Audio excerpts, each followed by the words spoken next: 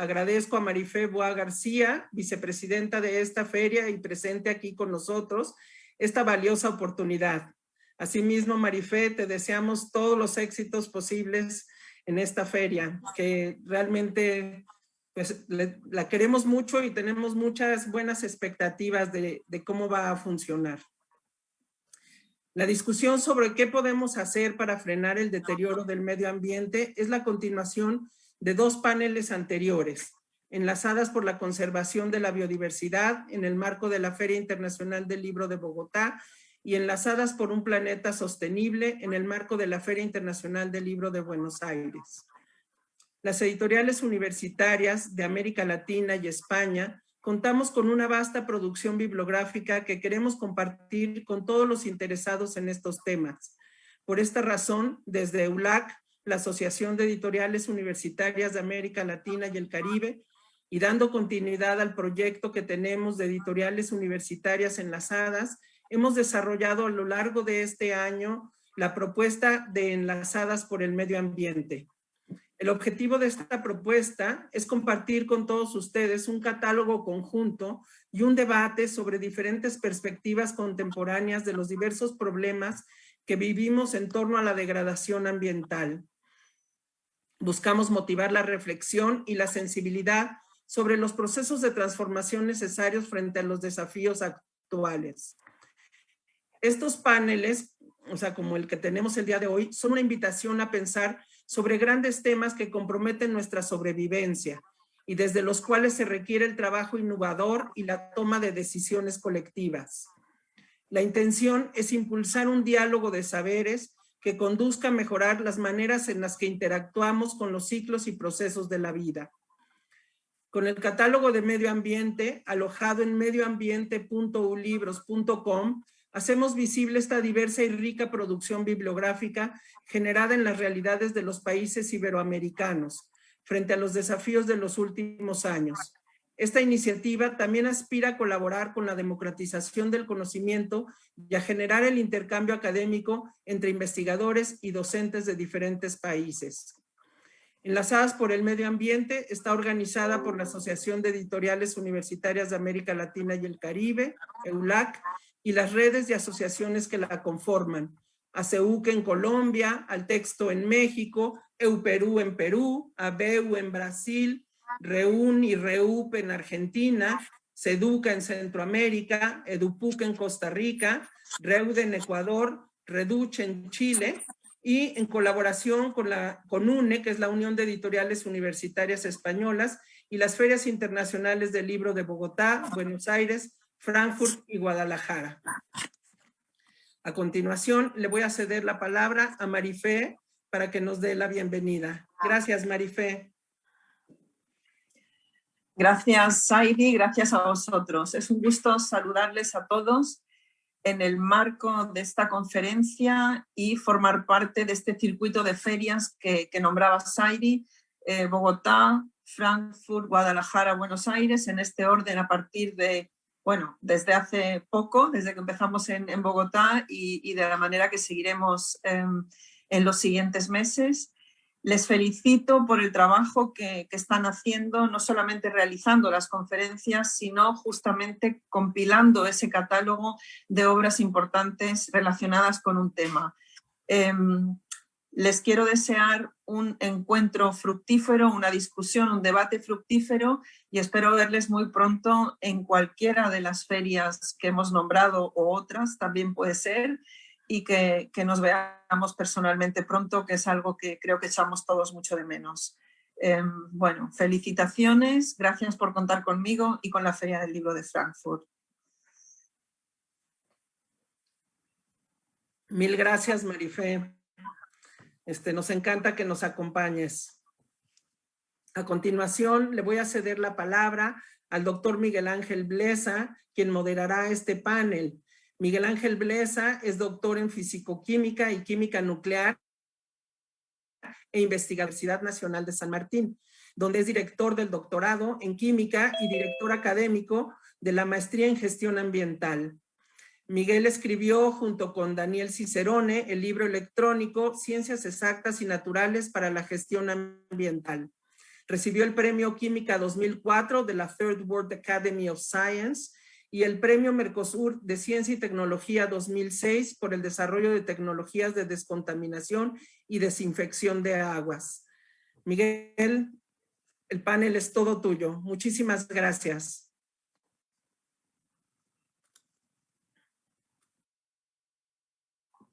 Muchas gracias y es un honor para mí estar acá en momentos en que verdaderamente la difusión de la ciencia es un tema que se discute en todos lados y en todo nivel.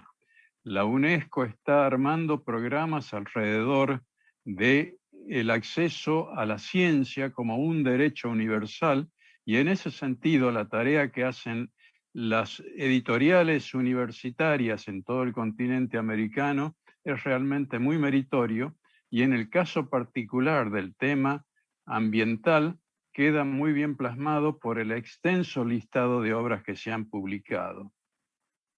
En el panel de hoy vamos a discutir un tema específico que es el cambio climático, el cambio global que nos va a afectar muy pronto, pero realmente muy pronto. Y en ese sentido hay como una serie de cuestiones que debemos manejar. La primera cuestión es la responsabilidad ciudadana. No vamos a poder mitigar los efectos del cambio climático si no hay conductas solidarias por parte de toda la población mundial. Ahora, todas esas conductas individuales se deben plasmar también en políticas que deben guiar el accionar de todos los países de una manera realmente equilibrada. Y formular esas políticas requiere de un diálogo muy intenso entre ciencia y política, y ese es otro de los temas que vamos a tratar en el panel de hoy. Y finalmente, para la ciencia poder aportar conocimientos que sean útiles para la gestión, debe generar esos conocimientos. Y hoy vamos a tener la suerte también de escuchar temas referidos a la obtención de información útil para paliar o mitigar algunos problemas muy severos del cambio climático. Les voy a presentar brevemente a los tres panelistas que tenemos hoy. En primer lugar hablará Marcos Regis da Silva. Marcos Regis da Silva es el director ejecutivo del Instituto Interamericano para Estudios del Cambio Global, el IAI, que es un programa de la Cumbre de Naciones de las Américas, desde Canadá en el norte hasta Chile y Argentina en el sur, cubriendo a todos los países. Es un esfuerzo coordinado para generar información y traducirla en políticas a través del diálogo ciencia-política.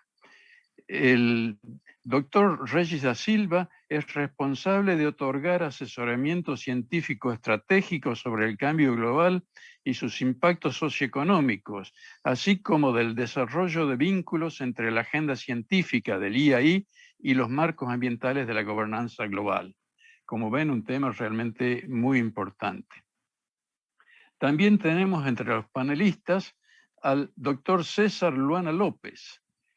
El doctor Luana López es doctor por la Universidad de La Rioja, en España, es profesor asociado del Departamento de Ciencias Sociales de la Universidad Carlos III de Madrid, es patrono de las fundaciones Pablo Iglesias y Sistema, forma parte de la Asociación de la Historia del Presente y del Centro de Investigaciones Históricas de la Democracia Española y es miembro del Parlamento Europeo dentro del grupo de socialistas y demócratas desde 2019.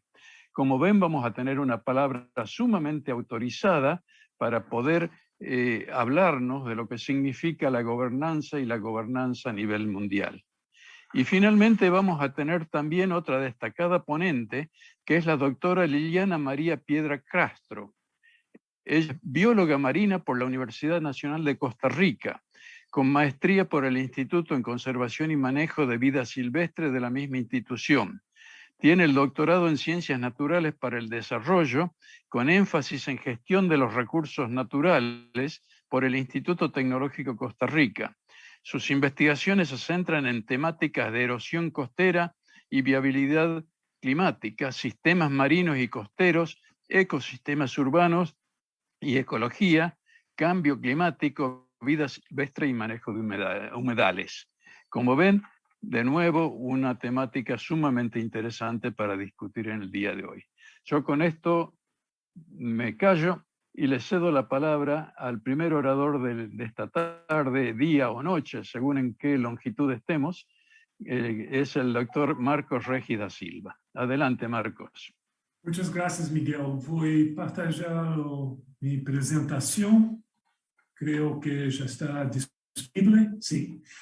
Voy a hablar brevemente sobre el desafío de la ciencia para soluciones del cambio climático y también algunos desafíos sobre la gobernanza que tenemos hoy en día.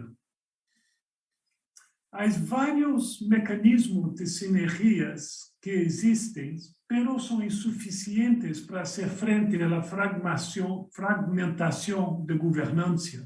Por ejemplo, tenemos más do que 900 tratados multilaterales y muchas veces las decisiones entran en conflictos con diferentes departamentos y ministerios y con presupuestos diferentes.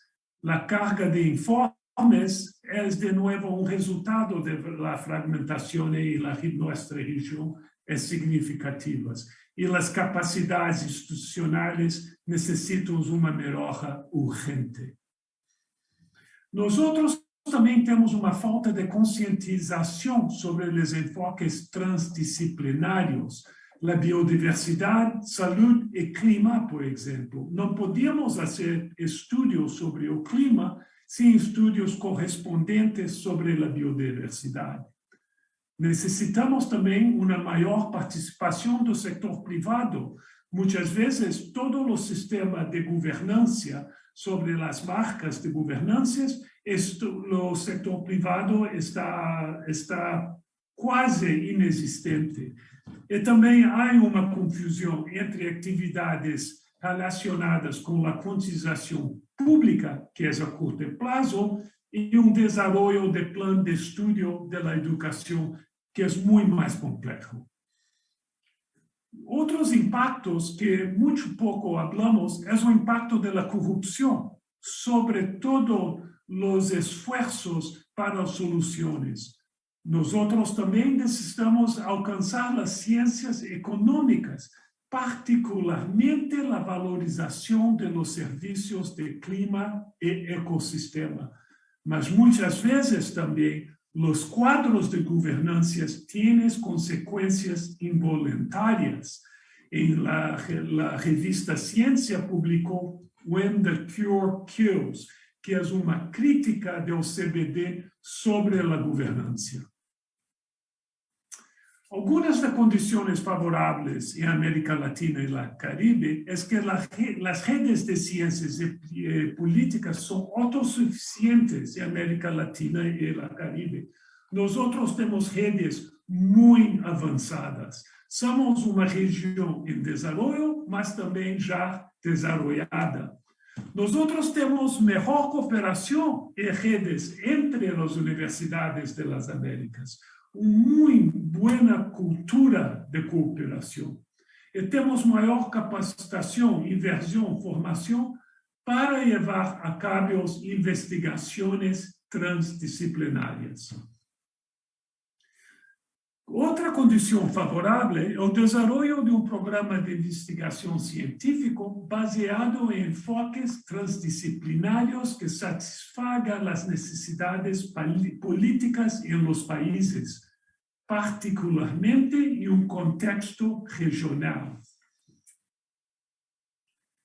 Otra condición favorable en América Latina es mayor concientización y apoyo para la ciencia y los datos abiertos.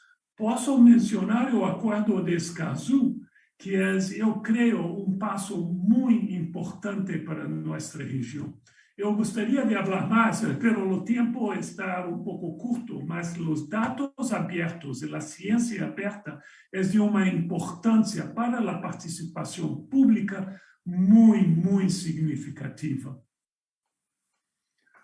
Nosotros necesitamos una participación más efectiva de las comunidades locales y pueblos indígenas. Por ejemplo, tú puedes comparar el rol de los pueblos indígenas y el protocolo de Nagoya contra el acuerdo de cambio climático, que es casi inexistente.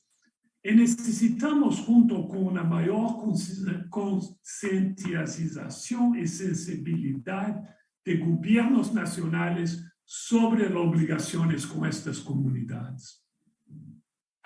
Ahora, en un contexto de estudios transdisciplinarios, yo puedo mencionar por la primera vez el IPES y el IPCC hacer un estudio conjunto sobre la biodiversidad y el cambio climático, por la primera vez, que es interdisciplinaria y transdisciplinaria. En mi opinión, esto es un grande paso para frente. La fragmentación de la toma de decisiones a nivel nacional, regional e internacional crea desafíos en el uso de la información científica y, de nuevo, los países tienen de tomar en cuenta esta fragmentación.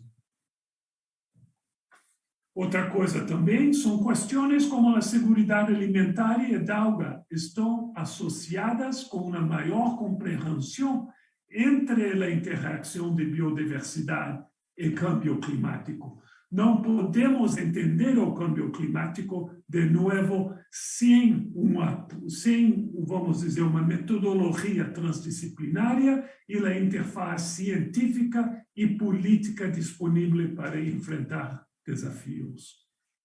En conclusiones, América Latina y el Caribe ofrecen una oportunidad única para apoyar proyectos científicos eficaces, multinacionales, colaborativos, transdisciplinarios y abiertos.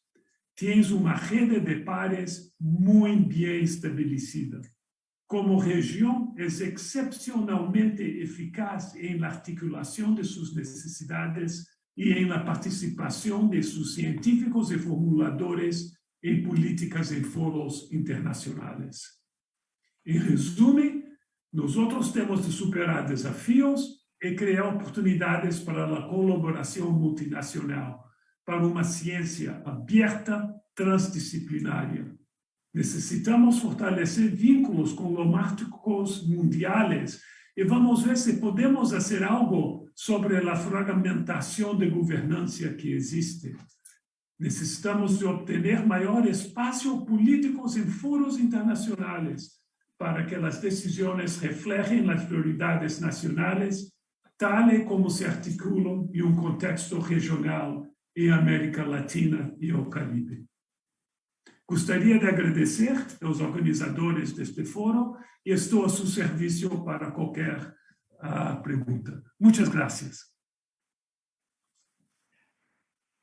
Muy bien, gracias, Marcos. No sé si pudo entrar el eurodiputado. Pudo entrar, aquí estoy. Ah, muy bien, mucho gusto. Adelante. Por el smartphone, pero sí, aquí estoy. Bien, lo escuchamos entonces, adelante. Bueno, pues muchísimas gracias por invitarme a este evento de Lanzadas por el Medio Ambiente, de las ediciones universitarias, de las ediciones de la Universidad de Guadalajara, una universidad querida y conocida por mí, por cierto, porque he participado en actividades en el Centro Universitario de Lagos de Moreno, entre otros. Y mi aportación breve, como debe ser en un evento donde participa gente tan importante, es para, reflexionar sobre las distintas medidas y también aportar las distintas medidas que la Unión Europea está poniendo en marcha, que comenzaron con la aprobación de un New Green Deal, con un pacto verde europeo que recoge la mayor parte de estas propuestas en materia de biodiversidad, de economía circular, una estrategia sobre la naturaleza de los alimentos que se llama de la granja a la mesa y sobre todo con la Ley Europea del Clima, porque nosotros nos hemos comprometido a conseguir la neutralidad climática en 2050 y que en 2030 reduzcamos con respecto a los niveles de 1990 hasta un 55% las emisiones a la atmósfera. Los objetivos de neutralidad climática, los objetivos de mitigación son ambiciosos en un continente donde, y en una Unión Europea donde en nuestro conjunto emitimos un 8%. De tal manera que además de ser eficaces en nuestra gestión, en nuestros compromisos, también la Unión Europea, como en otras ocasiones o en otras políticas, lo que está haciendo es lanzar un mensaje de fortaleza, de ambición. Pretende, por otro lado, ser también ejemplo, modelo, referencia. Hay varias cumbres pendientes. En nada, el mes que viene en Glasgow, la conferencia de partes 26, después de la de Santiago-Madrid. Pero en China está pendiente la conferencia de partes 15 sobre biodiversidad. Por tanto, la Unión Europea, cuando ha adoptado estos compromisos tan potentes como la Ley Europea del Clima, pero como algunos de los que ahora voy a relatar brevemente, de manera muy sintética, estamos iniciando también un camino de diplomacia ecológica, por así decirlo, para, bueno, intentar servir en la medida de lo posible con nuestras limitaciones, con nuestros problemas, servir también de referencia a grandes potencias y grandes áreas de producción, de consumo, por consiguiente de contaminación, que tienen que ser conscientes de que tienen que adoptar medidas tan ambiciosas como las de la Unión Europea. Estoy pensando particularmente en Estados Unidos, ahora con la vuelta de gente racional a la Casa Blanca parece más posible. Estoy pensando en India, estoy pensando en China, los grandes emisores. Como consecuencia del Pacto Verde, hemos puesto en marcha un paquete y de la Ley Europea del Clima que se llama Fit for 55, luchando o trabajando, por así decirlo, para conseguir esa reducción del 55%. Y les digo rápidamente algunas de las medidas que creía importante que en este foro de editoriales, este foro de edición universitaria estuviera presente. En relación al comercio de derechos de emisión de la Unión Europea, el famoso ETS, esta es una política que ha funcionado bastante, porque al fin y al cabo representa el 40% de las emisiones y es una herramienta útil. Con la nueva propuesta, lo que se pretende es rebajar aún más el límite global de emisiones y aumentar su ritmo para otros sectores, un ritmo de reducción más alto. En concreto, se pretende incluir a la aviación, que tenía derechos de emisión y también gratuitos, los tenía libres, y también al transporte marítimo. Hay un asunto que ha generado polémica y que vamos a debatir en esta casa. Les hablo desde el Parlamento Europeo, desde Bruselas, porque la Comisión propone incluir la construcción y el transporte por carretera y eso yo creo que va a tener un fuerte debate. Segundo, como complemento al ETS, el 60% de las emisiones vienen recogidas en el reglamento que le llamamos el reparto del esfuerzo, es decir, transporte, construcción, agricultura, la industria que no está relacionada directamente con el ETS, la gestión de los residuos. Bueno, aquí lo que se propone es el aumento de un 11%, de 11 puntos, respecto del objetivo actual que era del 29%, es decir, llegar al 40%.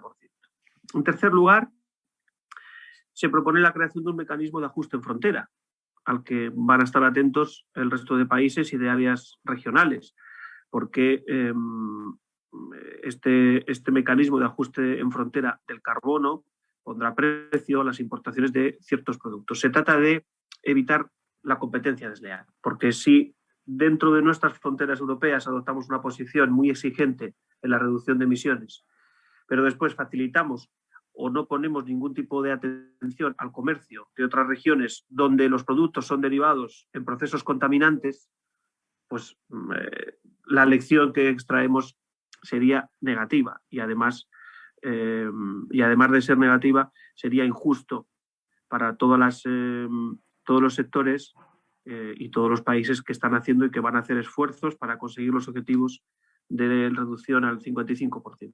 Cuarto, la modificación de la Directiva de Energías Renovables. La propuesta de la Comisión es alcanzar un 40% en el mix energético para 2030 de energías renovables. Les recuerdo que estaba previsto un 32%, ahora hablamos de un 42%. También se va a revisar, en quinto lugar, la Directiva de Fiscalidad Energética para establecer un nuevo sistema de tipos mínimos basado en el contenido energético de cada producto. Y por último, se va a modificar también la Directiva de Eficiencia Energética. Estos 6 puntos, junto con 2 que afectan al transporte, 2 programas como el Fuel EU Aviation y el Fuel EU Maritime, esto es, para incorporar niveles cada vez mayores de combustibles alternativos sostenibles. Y también se va a revisar el reglamento de emisiones de turismos y vehículos ligeros para que las emisiones de este tipo de vehículos sean cero en 2035. Particularmente, por ejemplo, en motores muy populares en Europa como los diésel, esto significa que tiene que haber 0 emisiones en 2035. Y 2 apuntes más que quedo a vuestra disposición. Por un lado, los sumideros naturales de carbono son muy importantes. El reglamento LULUCF para la absorción de carbono a través del uso de la tierra, de la agricultura, de los bosques, de la silvicultura es importantísimo. Hay también una reforma en marcha.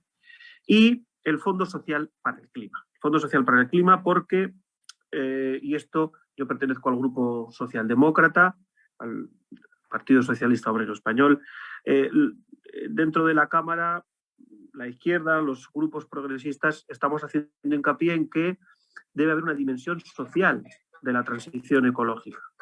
Tiene que ser una dimensión social porque nosotros tenemos que garantizar que la transición ecológica sea a su vez justa. Y para eso se prevé un fondo social del clima para las rentas y también para inversiones destinadas a reducir la dependencia de los combustibles fósiles. Esto se suma al paquete de un 37% del plan de recuperación frente a la COVID, que estaba destinado también a la transición ecológica y a otras medidas del Pacto Verde Europeo. Pero muy importante también el Fondo Social para el Clima. Bueno, pues hasta aquí mis reflexiones y casi más mis noticias de Europa, podríamos así decir, de hasta dónde llega el nivel de ambición, en qué medidas concretas y con qué perspectiva, con una perspectiva de transición ecológica ambiciosa, muy exigente, pionera, la más avanzada, si se quiere, incluso la más radical a nivel mundial, pero justa socialmente, con una dimensión que proteja, que preserve la cohesión social y, por tanto, la necesaria flexibilidad para conseguir una mitigación, pero a la vez una adaptación social a esta nueva economía. Y, por último, una reflexión de carácter global que también he escuchado en el anterior interviniente, y es que, lo decía al principio, Europa emite un 8% de los gases de efecto invernadero. Por tanto, si vamos troceando, Estados Unidos lo hace bastante más, China tiene un porcentaje bastante más, pero la interdependencia global es un hecho en general. La sociedad digitalizada nos lo dice, el comercio global, la moda, la cultura, lo hemos llamado globalización. La interdependencia global en asuntos de mitigación y de neutralidad climática es, creo que, la prueba más evidente de la necesidad de afrontarla con una cooperación leal, global, que haga que los esfuerzos sean compartidos de una manera racional a lo largo del planeta. Un placer haber participado con ustedes esta tarde aquí. Muchas gracias. Muchas gracias, César. Entiendo que tienes muy limitado el tiempo, pero si puedes esperar unos minutos, escucharíamos a Liliana y después me encantaría hacerte alguna pregunta difícil. De acuerdo. Estamos de acuerdo. Entonces, ahora pasamos a darle lugar a que presente su ponencia la doctora Liliana María Piedra Castro. Liliana, adelante.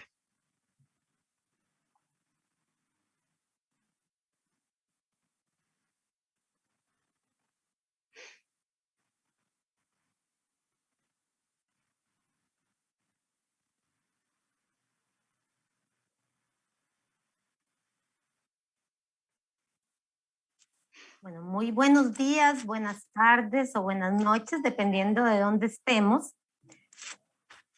En primera instancia, agradecer a las asociaciones de editoriales universitarias iberoamericanas que lideran el proyecto Enlazadas por el Medio Ambiente por la invitación a este espacio de reflexión y de diálogo en torno al cambio climático, en pro de que podamos construir un mejor planeta para nuestra generación y para las generaciones venideras.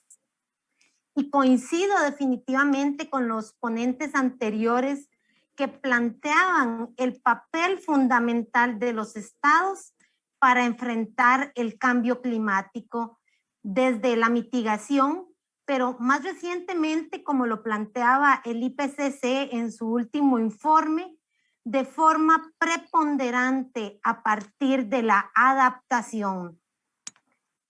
El cambio climático no solo involucra las acciones humanas, la economía, la seguridad alimentaria, la política de los países, sino que también está afectando absolutamente a todos los sistemas naturales del planeta. Y hoy quisiera profundizar en estos minutos en algunos de los efectos que el cambio climático desarrolla o genera sobre los ecosistemas marinos y costeros. En primera instancia, quiero plantearles 4 de los más serios efectos sobre estos ecosistemas marinos y costeros. Son muchos más, pero no tenemos suficiente tiempo para discutirlos en esta plenaria, pero preocupa realmente el tema del aumento del nivel del mar. Hoy hay algunas islas del planeta que están debajo del nivel del mar, se hundieron y esos ecosistemas están impactados por eso. La acidificación del océano, cada vez tenemos más y más CO2 entrando al agua y esto hace que tengamos un océano más ácido. En tercera instancia, tenemos el aumento de la temperatura superficial del océano. Tenemos evidencia de que el océano se está calentando y los organismos que viven en el océano no se pueden adaptar tan rápido a como han venido dándose estos calentamientos. ¿Y por qué no plantear también el tema de la erosión costera, donde en nuestra región, especialmente en el Caribe, en el Gran Mar Caribe, estamos enfrentando procesos importantísimos de pérdida de playa? Estos 4 elementos afectan la biodiversidad de forma sinérgica, producen cambios en las comunidades de los diversos organismos que tenemos en el mar, pero también de las relaciones alimenticias o gremios tróficos. Estas modificaciones afectan a las comunidades humanas costeras, también afectan sus economías y fomentan la inseguridad comunitaria y la inseguridad alimenticia. Y aún peor, nos limitan o nos dificultan para lograr el cumplimiento de los objetivos del desarrollo sostenible que tenemos planteados para el 2030, especialmente aquellos que están enfocados a la conservación de los ecosistemas acuáticos, los marinos, aquellos que promueven la reducción de la pobreza y los que buscan eliminar el hambre en el mundo.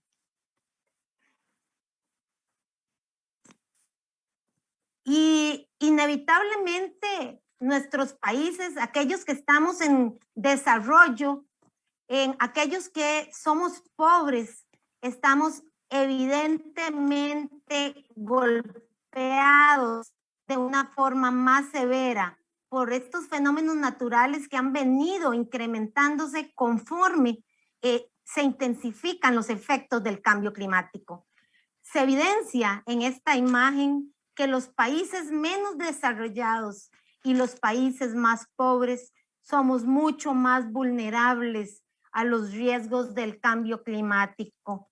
así como lo identificó el IRC en el 2019, cuando plantea que el nivel de exposición y la vulnerabilidad a los fenómenos climáticos extremos que sufren los países debe ser entendido como una advertencia para que estemos preparados para enfrentar estos eventos climáticos que ocurren cada vez de forma más frecuente y también de forma más severa. Y les quiero poner un caso concreto aquí en Costa Rica, en una comunidad que se llama El Cocal, en Punta Arenas, que está ubicada en el Pacífico, donde tenemos la casa de Doña Karen, la cual actualmente se inunda 42 veces al año. Y tenemos modelos que demuestran que para el 2100, en 80 años, ese sitio se inundará más de 1000 veces al año.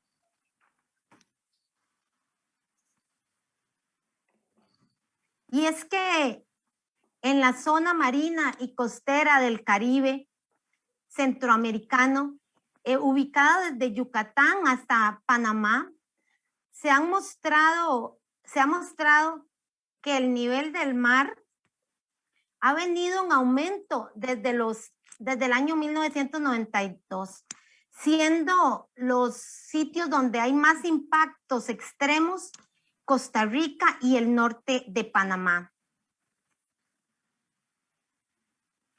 Y sumado a esto, en el Pacífico hemos observado también un aumento de la variabilidad interanual asociada con el fenómeno ENOS, mejor conocido como el fenómeno del Niño, que nos ha venido afectando a toda la región latinoamericana y especialmente a esos países que ya mencionamos antes que estamos en desarrollo.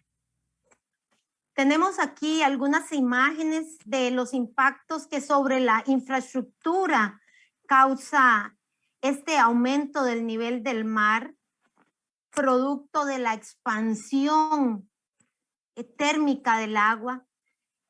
Y estos impactos, estos daños sobre la infraestructura, esta cercanía del mar a nuestras infraestructuras, aumenta la vulnerabilidad de nuestras zonas costeras, aumenta la inversión que tenemos que realizar para proteger esas zonas costeras que pueden ser fundamentales también para la economía.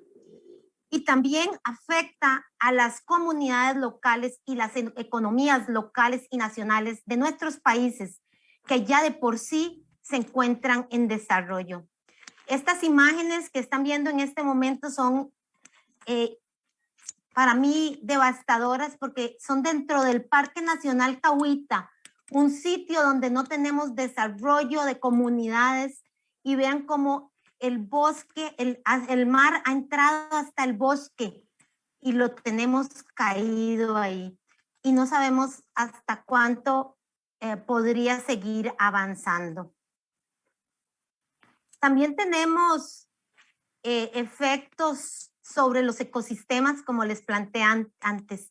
Tenemos el blanqueamiento de los arrecifes de corales, donde se plantea que vamos a tener arrecifes de coral para mediados de este siglo que van a estar con entre el 70 y el 90% de blanqueamiento, producto del aumento de temperatura de aproximadamente 1.5 grados, según la predicción que hace el IPCC en el 2018.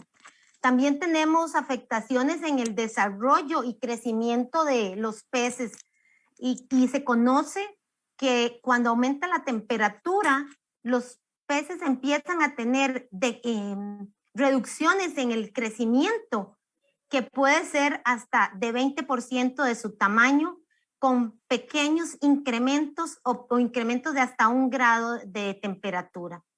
Igual nos ocurre en relación con la composición y distribución de los peces. Ya tenemos reportes de 446 especies de peces que han modificado sus patrones de migración hasta en 1000 kilómetros, especialmente en los Estados Unidos, México y Canadá.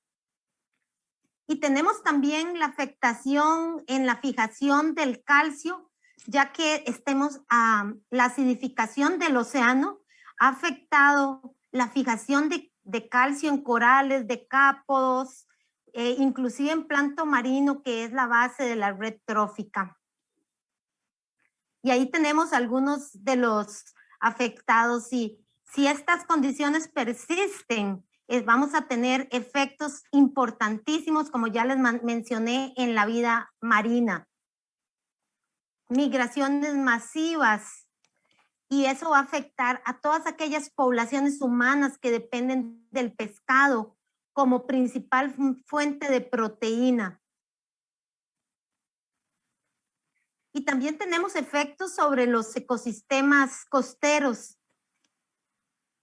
Por ejemplo, la afectación de los terrenos como bosques, pantanos y manglares, que están cada vez más presionadas porque el nivel del mar está subiendo y estamos perdiendo la línea de costa que conocíamos originalmente.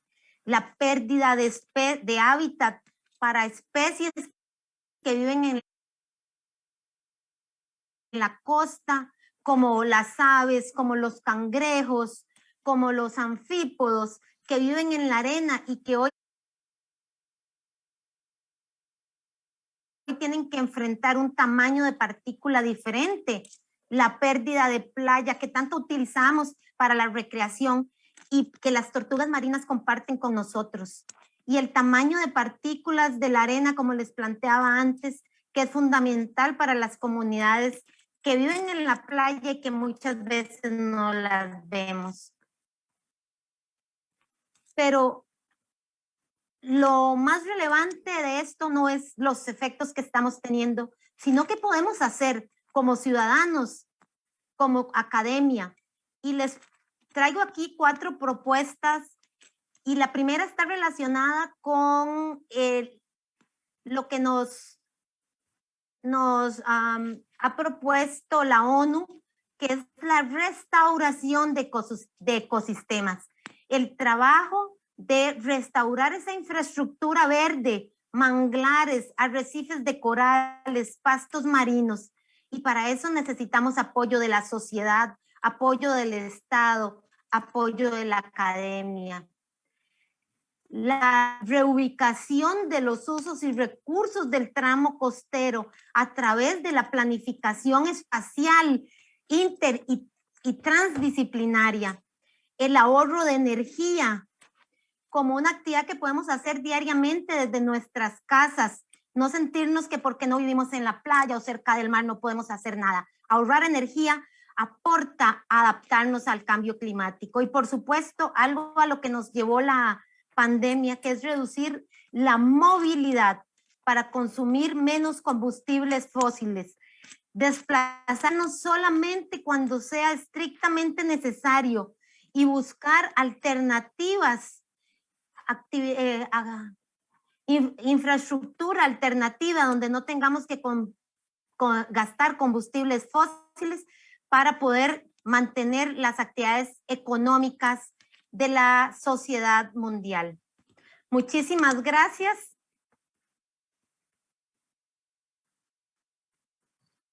Gracias, Liliana. Si les parece bien, gracias Liliana de nuevo, muy linda la presentación como las 2 anteriores. Si les parece bien, yo comenzaría con una pregunta para el eurodiputado César Luena López. Hemos recibido una consulta de Marcelo Valverde y quisiera leerles la pregunta y después, para no ponérsela fácil, complicarla con una vuelta de tuerca. Pregunta Marcelo Valverde: dentro de la dimensión social de la transición ecológica que promueve la Unión Europea a través de un Fondo Social del Clima, ¿existen iniciativas dentro de esa estrategia dirigidas a ejecutarse como cooperación internacional en América Latina? Y yo, para complicarla, César, me gustaría darte un poco un sacudón y preguntarte, ¿no es posible que todas las regulaciones que se van a establecer en la Unión Europea y también en los otros países centrales también generen barreras pararancelarias que van a dificultar lo que ocurra en los países menos desarrollados? Yo recuerdo que hace mucho, allá por la década de 1970, fue famoso el libro The Limits of the Growth, que postularon economistas de una de las universidades del Ivy League, no recuerdo quiénes, a pedido del Club de Roma. Ese libro tenía una visión de un statu quo, una visión de que los países que se habían desarrollado tenían que mantener su nivel de vida y que mala suerte para los otros. Entonces, después hubo una alternativa que fue el modelo latinoamericano mundial, que decía, no, pensemos en qué es lo que realmente se necesita para que el mundo funcione, qué es necesario y qué es prescindible. Pero en definitiva, me preocupa si todas estas políticas no van a generar una desigualdad creciente en el mundo entre países desarrollados y países eufemísticamente en vías de desarrollo, que pueden terminar siendo países en vías de subdesarrollo más acelerado. César. Bueno, la pregunta de Marcelo es no exactamente en el Fondo Social, pero sí existen programas de cooperación internacional. Y yo creo además que en concreto con América Latina iba a estar en revisión en los próximos meses. En todo caso, lo que haremos es enviaros la información concreta para que se la hagáis llegar al resto de participantes, pero concretamente a Marcelo, que hacía la pregunta. Por tanto, sí que existen, sí que están contempladas dentro de la arquitectura institucional de la Unión Europea y de los presupuestos ayudas para la cooperación internacional y en concreto para vuestra región, para América Latina. El Fondo Social del Clima es específicamente creado para las familias y las personas más vulnerables de Europa, pero existe esa vía. Y en cuanto a tu duda, a la advertencia, más que pregunta, duda sobre la desigualdad que pueden generar este tipo de políticas, sí, yo creo que toda llamada a la prevención y al cuidado es poca. La visión del Parlamento, del conjunto del Parlamento, pero fundamentalmente de los partidos progresistas, es que esto no sea así, lógicamente. Por ejemplo, y es evidente, ¿no? Ese peligro siempre está, siempre existe. Pero, por ejemplo, hay una cosa que no es mayoritaria todavía, pero que la estamos, por ejemplo, impulsando los miembros del Comité de Medio Ambiente, la estamos particularmente impulsando en distintos proyectos, en distintos informes, reglamentos, etcétera.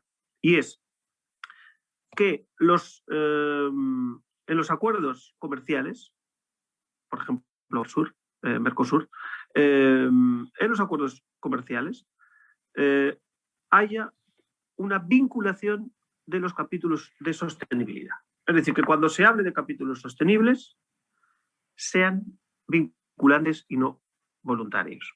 Es un poco como lo que antes yo hablaba del mecanismo de ajuste en frontera para el carbón.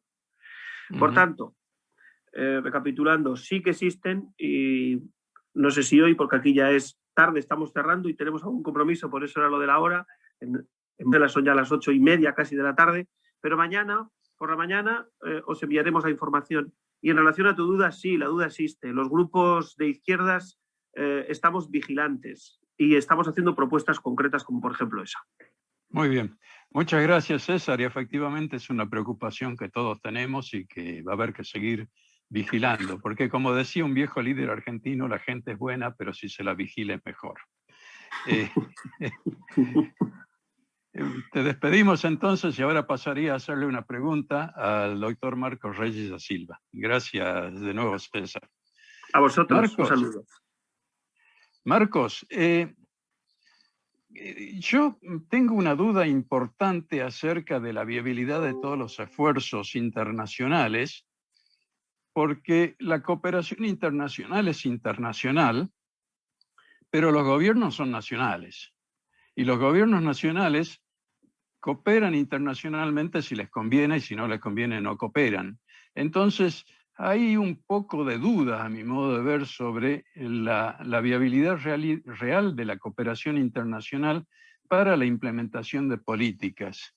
Y eso se suma a otra cuestión que es muy central, y es que para enfrentar el cambio global se necesitan programas de muy largo aliento, de muy largo plazo, y los gobiernos democráticos tienen una alternancia que es típicamente de 4 años, con lo cual podemos tener saltos muy abruptos de una política a otra, como ocurre en muchos de nuestros países de América Latina y como ahora también ocurre en los Estados Unidos de América Latina. Que según leí en un diario de hoy, no sería raro que dentro de 3 años, en las nuevas elecciones, vuelva el presidente que estuvo en ejercicio en el periodo anterior. En definitiva, ¿cómo se puede manejar esa cuestión de las políticas nacionales fluctuantes con la cooperación internacional como para que realmente haya cooperación en el estricto sentido de la palabra? Miguel, su pregunta es extremadamente compleja. Sí. Toca en todos los aspectos de la gobernanza internacional y creo que sabemos de esto. No seré capaz de te dar una respuesta en 1 o 2 minutos, pero en primer lugar estoy enteramente de acuerdo con usted. Yo creo que los instrumentos que tenemos de gobernanza no son suficientes para hacer face aos desafios que tenemos con cambio global. Si miramos primero la Convención sobre la Biodiversidad, no teve una meta de las metas de Aichi que fueron un suceso. ¿No? Ningún país accedió a las metas de Aichi. Las contribuciones voluntarias sobre el Acuerdo de París también está con muchos desafíos. Yo creo que la gobernanza funciona cuando hay un problema que la única solución es la cooperación internacional, la única, ¿no? Y es algo de urgente, un poco como el COVID. Y mesmo con COVID-19, nosotros podemos ver los desafíos entre los países pobres ainda não tem sua cota de vacinas, enquanto os países com mais meios já estão em sua 3ª dose. Então, estamos falando, vamos dizer, de uma política que está muito, o cambio está muito difícil, que os sistemas de governança que mudam cada 4 anos não colocam outros lados de desafios. Para mim, eu creio que país, particularmente em nossa região, tem de tomar a liderança e tem de fazer uma articulação onde podemos entender os objetivos e estes objetivos dessem ao eleitorado de cada país. Porque somente com a força do eleitorado podemos cambiar, vamos dizer, ao nível de discussões nacionais que chegam ao nível regionais para decisões internacionais que descem ao nível de novo nacional. Espero, não sei qual país terá a força de fazer essa articulação, mas eu creio que nossa comunidade, nossa região América Latina, tem a melhor oportunidade. Gracias, Marcos. Muy claro y efectivamente es un problema severo futuro. Me gustaría hacerle una pregunta ahora a Liliana. Liliana, cuando se comenzó a hablar de cambio climático, del cambio global, etcétera, el eslogan o la consigna era porque tenemos que cuidar el país que vamos a dejar a generaciones futuras. Yo me gustaría escuchar tus reflexiones al respecto porque me parece que ya no estamos hablando de generaciones futuras, estamos hablando de las generaciones actuales. Las proyecciones a 2100 las enfrentará la gente que ahora está naciendo cuando tenga 80 años. Las proyecciones a 2050 las van a enfrentar a los 50 años los que ahora tienen 20. Entonces me gustaría tus reflexiones acerca de si conviene o no cambiar ese eslogan de cuidemos el planeta para las generaciones futuras a cuidemos nuestro planeta porque si no nos morimos. Definitivamente de acuerdo con ese cambio, porque los impactos del cambio climático, los impactos del cambio global, los estamos percibiendo fuertemente hoy. Incluso muchas de las predicciones que hizo el IPCC allá por el año 2005 para el año 2050, ya las estamos alcanzando o las hemos sobrepasado. O sea que el IPCC se quedó corto en las estimaciones porque pensó que los estados, pensó que las comunidades humanas íbamos a poder cambiar nuestro modelo de desarrollo, íbamos a generar las tecnologías, íbamos a adoptar las prácticas para poder reducir las emisiones y reducir los impactos del cambio climático.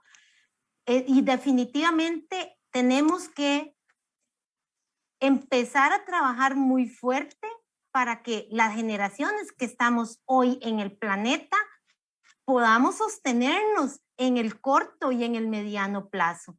Los cambios que estamos viendo, como el ejemplo que les puse de doña Carol, que en 80 años su terreno ya no va a estar probablemente, o del Parque Nacional Cahuita, donde el mar se ha ido metiendo y cada vez tenemos menos área protegida. Esos efectos los estamos sintiendo hoy. Los estamos sintiendo en la pérdida de los ecosistemas, en la simplificación de los sistemas de arrecifes de corales, por ejemplo, porque están seriamente afectadas por el blanqueamiento coralino. Proteger el planeta para vivir hoy. Definitivamente ese debe ser nuestro lema. Y si es posible que las generaciones futuras puedan también recibir o disfrutar de este hermoso planeta que tenemos. Gracias, Liliana. Me gustaría ahora hacerles una pregunta para entablar un diálogo entre ustedes dos, entre Liliana y Marco, dado que el eurodiputado tuvo ya que retirarse. La pregunta se refiere a un tema muy candente que es la seguridad alimentaria. La seguridad alimentaria referida a cómo debe ser la gobernanza de la agricultura en este país cambiante y que está sufriendo los efectos del cambio climático. ¿Qué debemos hacer con la ganadería, que es uno de los responsables importantes de la emisión de gases de efecto invernadero, metano en este caso? ¿Y qué podemos hacer con la pesquería en vista de la afectación severa que está teniendo el recurso, como vos bien lo decías, en el mar, especialmente en los mares templados? No sé si ocurrirá lo mismo en los bancos de alta productividad de agua fría. Me gustaría algún comentario al respecto. Pero bueno, me gustaría que entre ustedes dos establezcan un diálogo y un contrapunto acerca de estos temas. Comienza Liliana, para alterar un poco el orden. Bueno, muchísimas gracias. Y realmente el tema de la seguridad alimentaria es un tema de suma preocupación, porque hoy, bueno, yo no sé mucho de agricultura y ganadería, pero reconozco que hoy nuestros agricultores ya no saben cuándo deben sembrar. Se han cambiado los patrones de precipitación, los patrones de sequía. Y entonces nuestro modelo histórico de producción se está alterando. Entonces, esto tiene un efecto sobre las comunidades humanas, ¿verdad? Porque muchas veces sembramos y se producen pérdidas enormes. Entonces no tenemos acceso a la comida.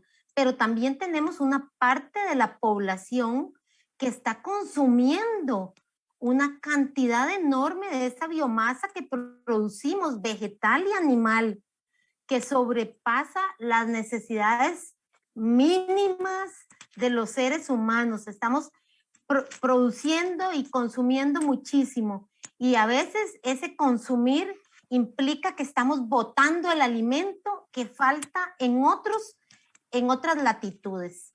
En términos de la pesquería, realmente es preocupante porque hemos observado en el caso de Costa Rica que la biomasa, la cantidad de peces que tenemos en el mar, el número de peces que tenemos en el mar y el tamaño es menor que el que había sido reportado en años anteriores. Y esto afecta definitivamente la extracción, la cantidad de peces disponibles para nuestros pescadores, sumado a que esta variación en la temperatura superficial del mar se traduce también en cambios en las corrientes. O sea que corrientes que antes estaban costeras probablemente se muevan hacia zonas más profundas y se trasladen a otras latitudes. Entonces, especialmente con nuestros pequeños pescadores o pescadores artesanales, probablemente ellos no tengan la tecnología ni el apoyo económico para poder irse siguiendo a esos cardúmenes de peces para traer suficientes peces para poner el plato de comida en su casa, en su familia y en las redes de venta de pescado en su país, en su área. Estos elementos definitivamente son fundamentales para asegurar el derecho, el acceso a los alimentos que tenemos todas las personas, especialmente en las zonas marinos y costeras, donde hoy tenemos concentrada una gran población del mundo. Y muchas de esas comunidades pescadoras del mundo están siendo afectadas por esto. Muy bien. Marcos, tu punto de vista. Gracias, Miguel. Miguel, eu creo que su pregunta puedes identificar el desafío para la implantación de una visión transdisciplinaria. Voy a dar un ejemplo de nuestra región, vamos dizer, Argentina, Uruguai, Paraguai, Rio Grande do Sul, que é a região mais rica de agricultura, uma das regiões mais ricas de agricultura do mundo. A terra é absolutamente fértil, somos, como dizemos em inglês, dos breadbaskets do mundo. Pero a bacia hidrológica desta região está sendo afetada pelas queimadas na Amazônia, porque toda a bacia hidrológica é dependente de todos os ciclos do ecossistema da Amazônia. Então, como entendemos em um contexto de uma política regional, de uma política de sequias e uma política de segurança alimentar, do que é necessário para ser frente a este problema? Outra coisa também, a agricultura é dependente de energia. E como vocês sabem, esta parte do mundo é altamente dependente em energia hidrológica. Agora, nós não podemos mais fazer exportações por causa que nossos rios não podem mais ser vias de transporte porque não tem mais água. De novo, é uma visão que nós temos de entender toda a interdependência de todos os aspectos: energia, segurança de água, segurança alimentar, o valor de ecossistemas, o câmbio climático, e como isto tudo pode ser articulado em uma visão, uma política onde isto hace senso. Agora, imagínate isto em um contexto global, não somente em nossa região.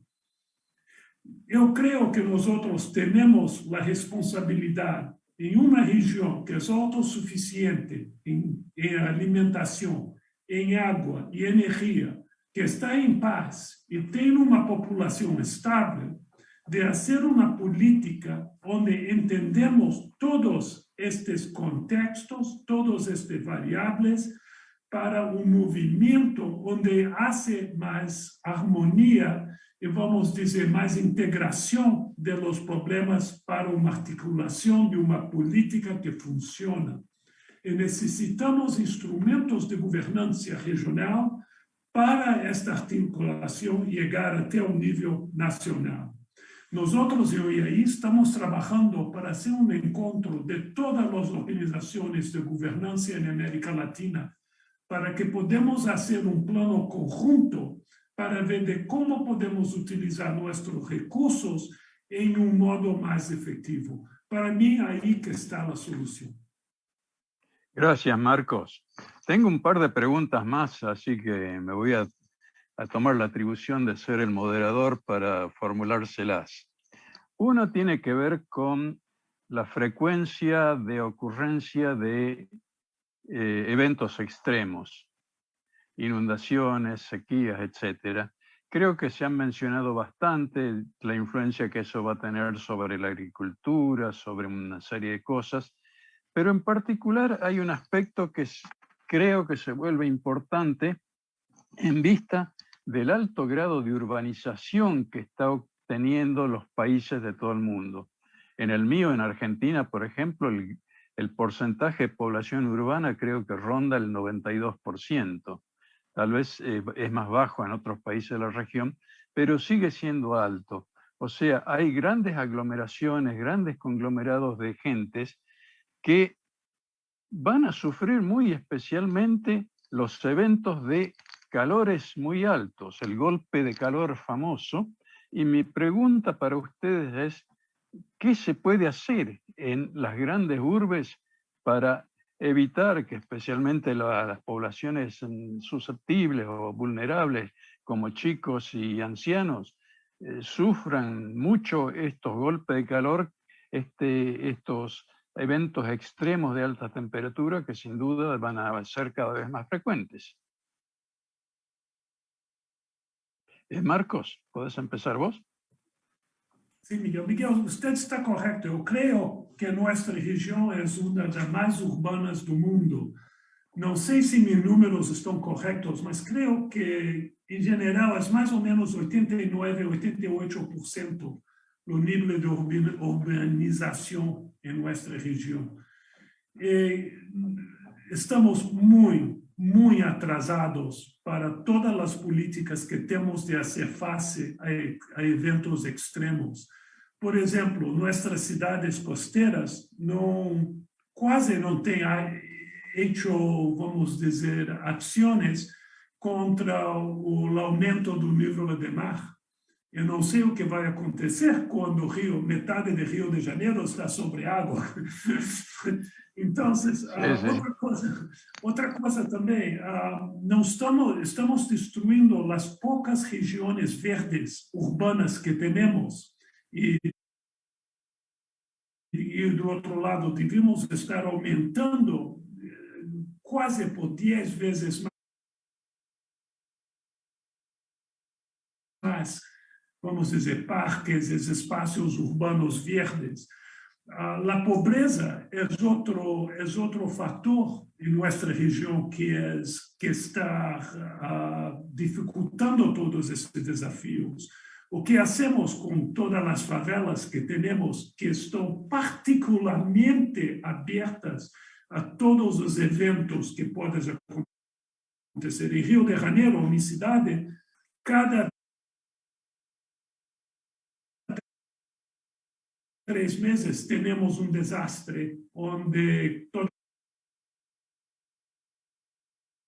as casas caem e temos várias mortes. Não? E ainda mais, quase não temos falado do nexo de saúde, ambiente e câmbio climático. Enfermidades como malária, dengue, chikungunya, qual é a correlação de aumento com o clima? E o que podemos fazer com isto? Se temos dificuldades com saneamento, água e população. De nuevo, nosotros necesitamos una articulación y un gobierno más efectivo que pueda entender la interrelación de todos estos sistemas, la valorización de ecosistemas y la defensa un poco de la conservación de nuestro patrimonio. Yo no veo otra solución. Necesitamos lideranza y necesitamos lideranza urgentemente. Gracias, Marco. Liliana, tu punto de vista. Bueno, muchísimas gracias por la pregunta, Miguel, porque realmente se vuelve preponderante. Ya hay estimaciones de que la población, no solo de Argentina, sino que la población mundial va creciendo más hacia las áreas urbanas. La buena noticia es que desde la ecología urbana también se han realizado propuestas para poder reducir esos efectos del calor, de lo que han denominado en las ciudades islas de calor. Construcciones modernas donde apliquemos mucha tecnología para que pueda ingresar el aire de forma natural sin tener que poner ese montón de aire acondicionado que consume tanta energía.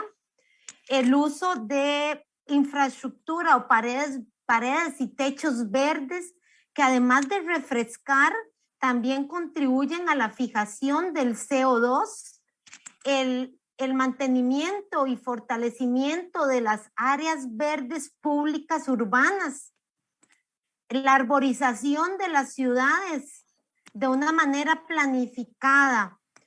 Considero que la tecnología existe, sin embargo, nos falta un poquito de voluntad política, un poquito de implementar un ordenamiento territorial donde, retomando la idea de que Marcos nos planteaba en la pregunta anterior, formemos o establezcamos redes técnicas y científicas en toda la región donde podamos compartir nuestras experiencias, nuestras habilidades y nuestras fortalezas a partir de los conocimientos que tenemos y podamos interactuar de forma conjunta con los estados, con los gobiernos, con nuestros administradores de los países, de manera que de forma conjunta entre la región y con voluntad política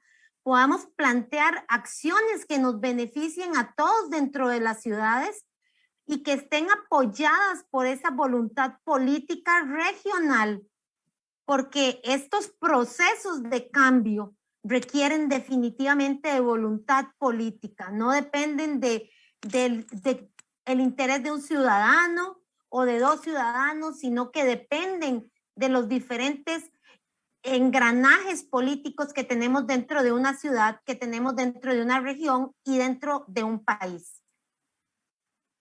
Gracias, Liliana. Tengo otra pregunta difícil y esta se refiere a dentro de los escenarios futuros. Estamos muy acostumbrados a las distopías que aparecen en libros, películas, series de televisión, etc.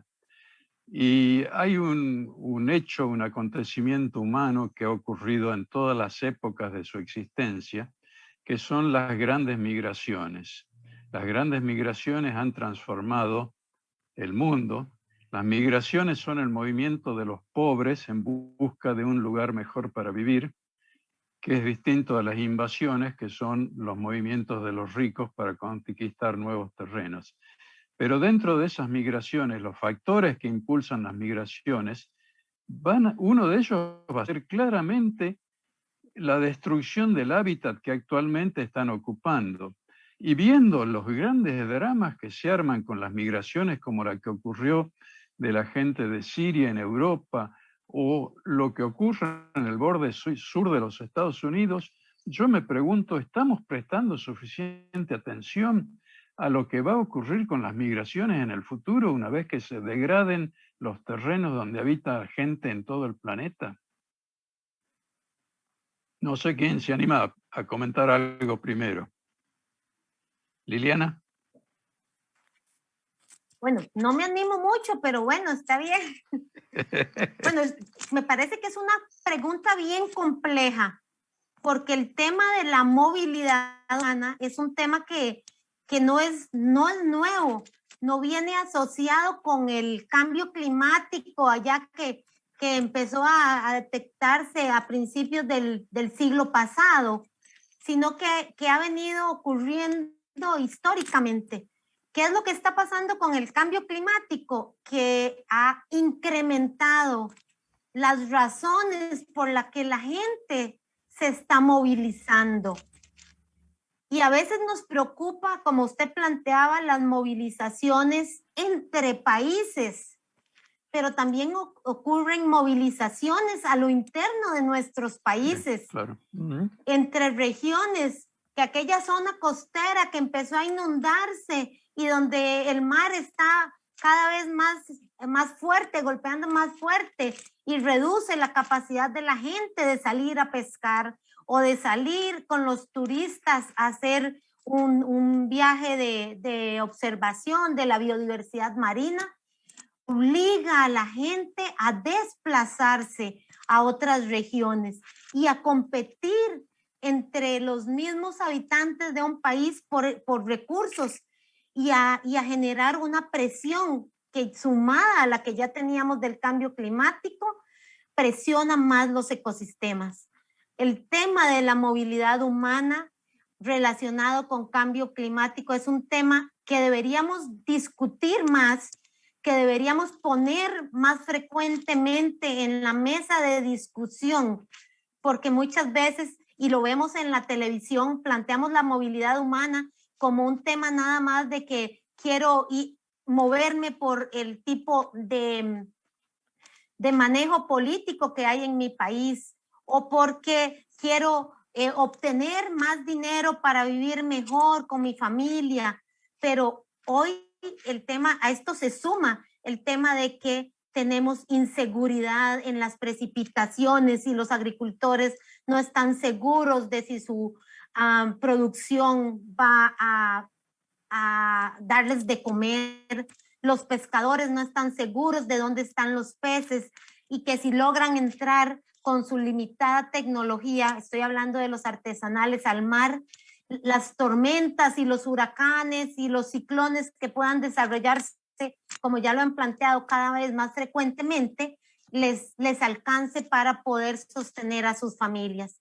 Y es un tema realmente de muchísima preocupación, porque de forma sinérgica también presiona el estado de los recursos naturales. Se vuelven una presión adicional a las que ya teníamos, como sobre la sobreproducción, más los efectos que el cambio climático nos ha venido aportando. Gracias. Marcos. Gracias, Miguel. Miguel, eu creio que nosotros, o mundo sempre teve migrações, não? Enormes migrações, especialmente em nossa região, nas Américas. O número de imigrantes que recebemos é absolutamente incrível. Parte de minha família são refugiados da Segunda Guerra Mundial.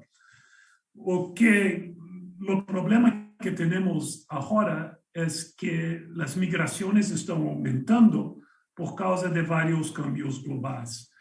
Se vemos o que está passando na fronteira dos Estados Unidos com a América Central, a grande maioria de imigrantes são refugiados de câmbio global, que não podem mais viver de sua agricultura em seus países. A sequia e vários outros problemas estão forçando esta gente a fazer a migração.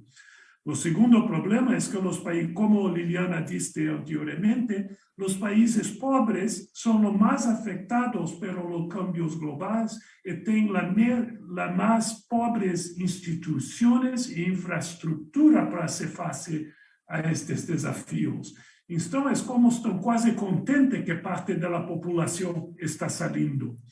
E, em terceiro lugar, estamos fazendo face a populismo racista em muitas partes do mundo, onde estão vendo esta gente como quase como que são um peligro para a sociedade.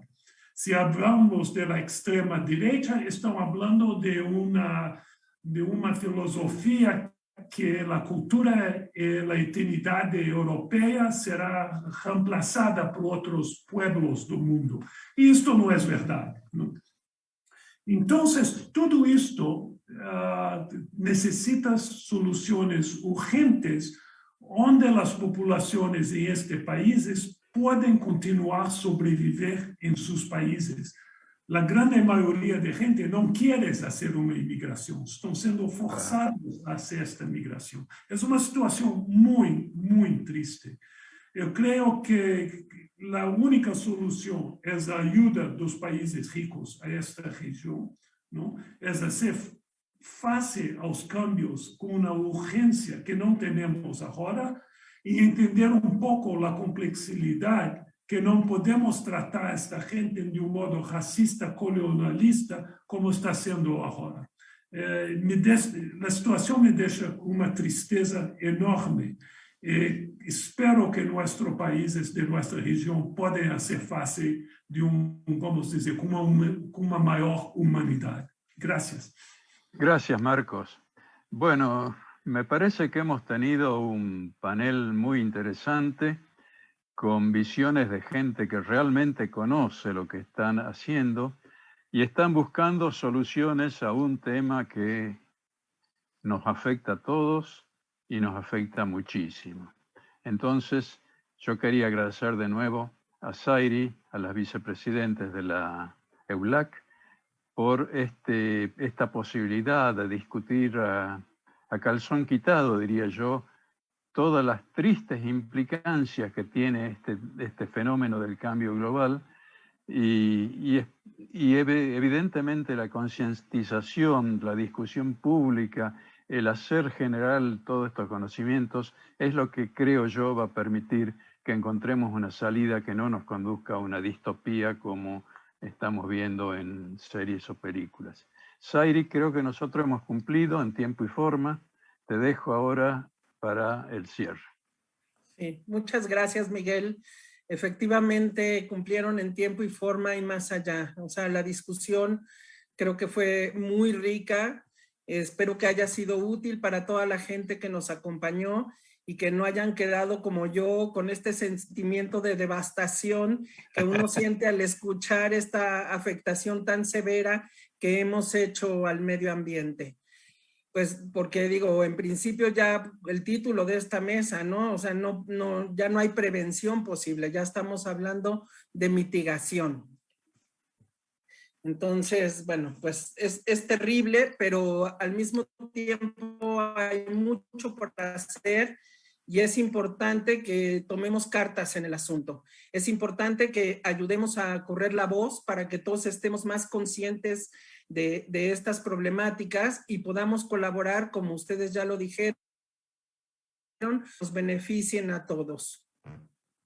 En nombre de la Asociación de Editoriales Universitarias de América Latina y el Caribe, les quiero agradecer nuevamente a la Feria del Libro de Frankfurt por este espacio, al doctor Miguel Ángel Blesa, quien fue moderador, al eurodiputado César Luena, a la doctora Liliana Piedra y al doctor Marcos Regis da Silva por sumarse generosamente a este proyecto que es muy importante para nosotros. Agradezco también la presencia de todas las personas que nos escucharon y los invito a todos a visitar el catálogo de medio ambiente que está alojado en medioambiente.ulibros.com y también a escuchar los otros paneles anteriores que los pueden encontrar en enlazadas.eulac.org. De hecho, el panel del día de hoy también se grabó y estará puesto en el mismo sitio para que tanto los ponentes, si lo quieren difundir, o el público que nos escuchó, pues lo puede pasar a sus alumnos o a las personas interesadas. También quisiera hacer un anuncio. Quiero invitarlos el próximo miércoles 13 a las 5 de la tarde, hora de Madrid, es decir, las 10 de la mañana, hora de México y Colombia, y las 12 del día, hora de Argentina, a un panel que también está, en donde está presente la Asociación de Editoriales Universitarias de América Latina y el Caribe, en las jornadas para profesionales de la Feria del IBER, para hablar sobre la cartografía de la edición académica iberoamericana. En especial se van a tratar el tema de los libros académicos en Colombia y España. Y bueno, para terminar, me encantaría poder decir que nos vemos todos en noviembre en FIL Guadalajara. Están todos invitados a venir, obviamente, y a cerrar este gran proyecto de Enlazadas por el Medio Ambiente con el último panel, que es Enlazadas por la Educación Ambiental. Entonces, pues hasta luego. Muchísimas gracias a todos y nos vemos en FIL Guadalajara. Adiós. Muchas gracias, Aire. Miguel. Muchas gracias. Gracias a todos. Muchas gracias. Chao. Chao, chao.